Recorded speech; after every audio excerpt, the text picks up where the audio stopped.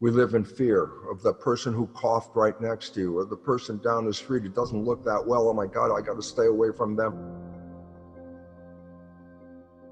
Every year, about 0.1% of the population will die from every flu that comes up every year.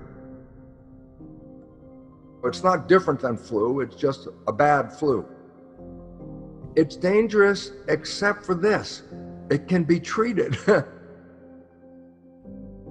The coronavirus is a flu virus. And they want to say, it's not the flu. And I go, look, a flu has a range of symptomology. You've experienced that range yourself. Some flus, you don't even know you had the flu. The immune system takes it and runs with it so fast that it eliminates the symptoms even before they manifest. So you may have had flus in the past, didn't even know you had it, because the active immune system would eliminate it.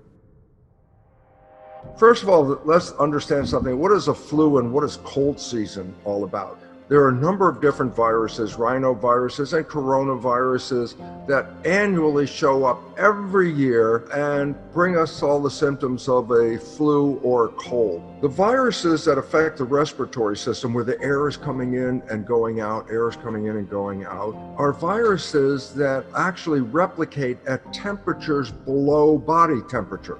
When a virus of this cold nature infects a cell, it doesn't replicate at 98.6 or 37 degrees. That's too warm. So basically, if the temperature drops a couple of degrees, then the virus kicks in. So the virus doesn't operate at body temperature, it operates at a colder than body temperature. That's why flu season is associated with winter. The average person is going to have flu symptoms that range from, I didn't even know I had the coronavirus, to respiratory distress. That is a threatening problem. And respiratory distress means that the symptomology has pushed the system, and the respiratory influence of those viruses down your respiratory tract from your throat all the way down in your lungs is open for infection by this virus. It could get worse. It's dangerous except for this: it can be treated. So having respiratory distress is not the end problem. If you can get treatment, it'll go away. It's a bad flu. Coronavirus is a bad flu. The largest portion of the population is not going to die, even though the news media threat is, they didn't come on and say, flu season is going to be aggressive this year, take care of yourself. No, they come on and say, aggressive flu is going to kill up to millions of people. And it's like, Jesus. As soon as I hear that, it's like, okay, it's not every regular year now. It's like, I could die, millions of people, that includes me. And the fear is becoming a problem. But in some countries, they started testing everybody. But guess what they found? About 50% of the population that was tested had previously been exposed to this virus, but have no symptoms.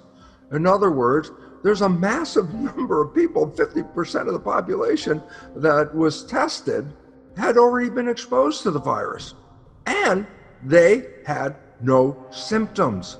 It means a very important fact, that their immune system is working so good that even though they were exposed to the virus, that virus was not able to overtake the system because of the strength of their immune system.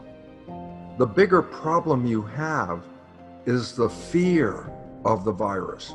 In a fear response, the biology of the body changes to put energy into escaping the fear. That proverbial fear is the saber-toothed tiger that chases us.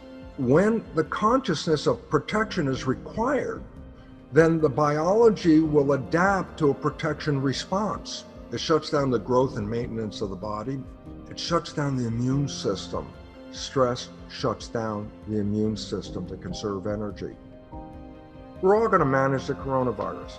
Yes, you could get a respiratory problem and it could be distressing, but guess what? It's not that it can't be treated. It can be treated.